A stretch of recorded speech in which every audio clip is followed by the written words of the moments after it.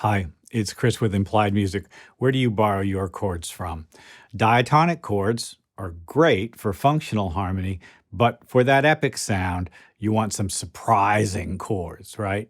Well, one way to think about it is by knowing your relative minors.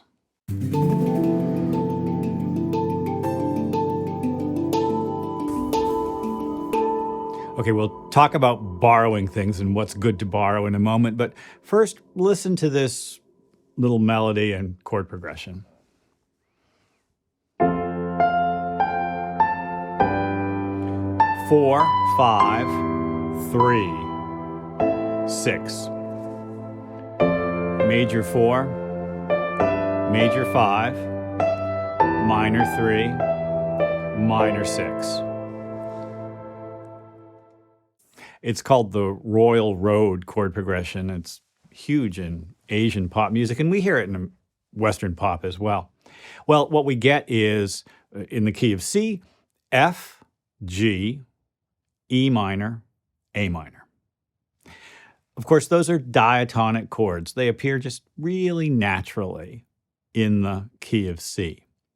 But while that is, an okay kind of pop melody, it doesn't really have any surprise or punch. I want to switch out some of those chords for a little juice. Well, take a look at this next example. We'll just listen to it and then talk about what makes it tick.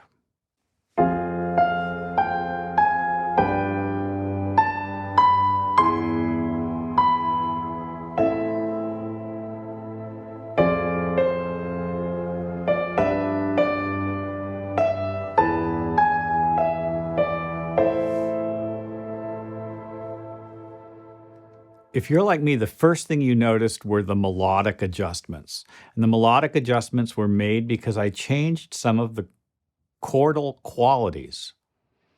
In this example, the roots don't change.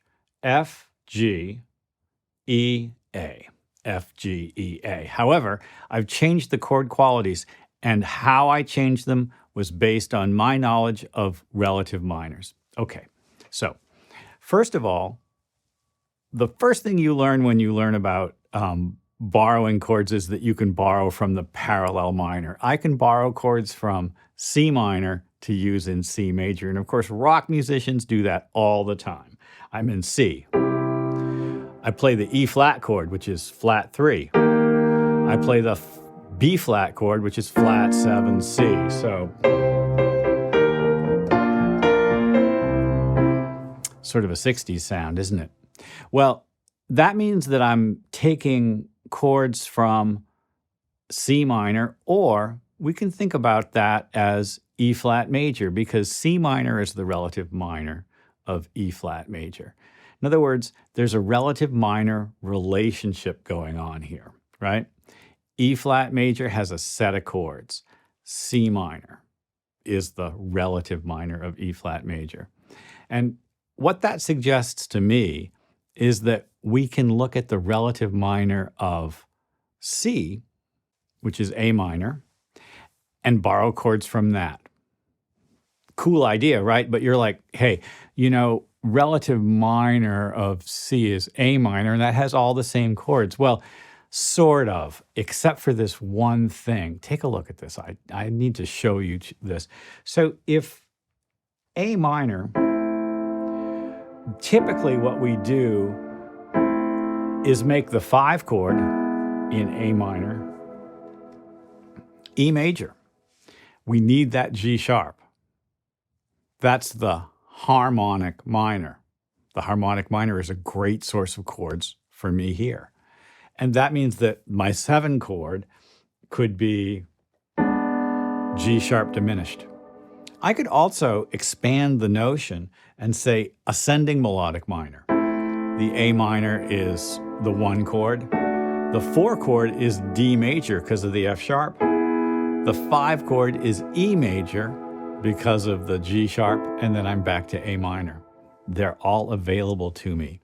Now that I know that I can switch C minor and E flat major and think about them as relatives, I can apply that same rule to my borrowed chord idea. I hope this is clear.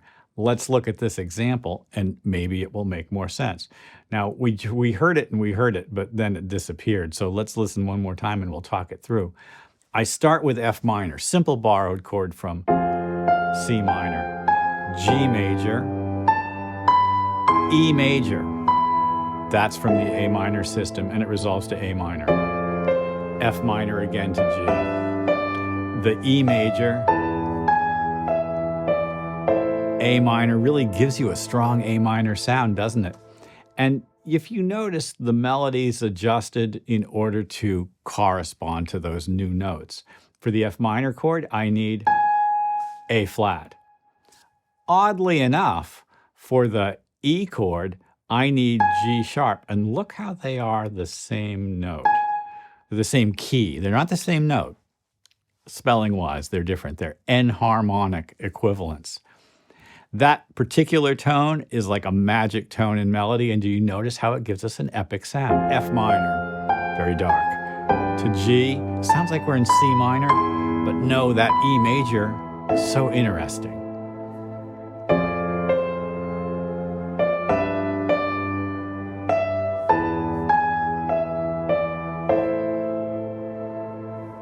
All right, so I've gone on. So in my next example, I've borrowed chords both from the A harmonic minor scale, the G is going to be G sharp diminished, and the E flat major scale. The E is going to be E flat major, the A is going to be A flat major. Now this is a strong sound and I've had to adjust a bunch of melodic tones as well. Very surprising. G sharp diminished, E flat major. Sun came out, right? And then it pulls back. Big tense moment.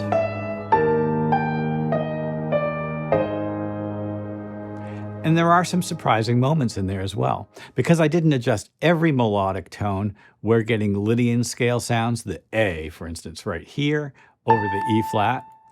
And I don't know if you noticed it, but back in the second example, over the E major chord, the C, that weird suspension, a flat 13, is a pretty spicy sound, has a kind of a Stranger Things element.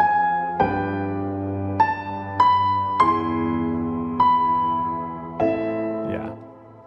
Both of these approaches, borrowing chords from E flat major for use in the C chord, think of it as the parallel minor, and then going to the relative minor of C and borrowing chords from A harmonic minor gives me some really interesting textures, suggests some unusual melodic qualities, and just generally speaking gives me a pretty strong sound, a sound that I probably wouldn't have gotten to, I guess I'll say intuitively. It's easy to write that first example, the sort of intuitive major melody thing. And then working at it a little bit more and saying, how can I substitute, gave me two really interesting substitutions. They can all appear in my piece of music, especially if I'm scoring to picture. I need different emotional qualities. And these borrowed chords give me a kind of a diverse perspective on my original melody that's incredibly useful for underscoring narrative and, generally speaking, creating complicated moods. And the world is a complicated place. Well, I hope this has been useful. Like and subscribe and ding the bell. You'll be notified when I do my videos. I'll see you next time.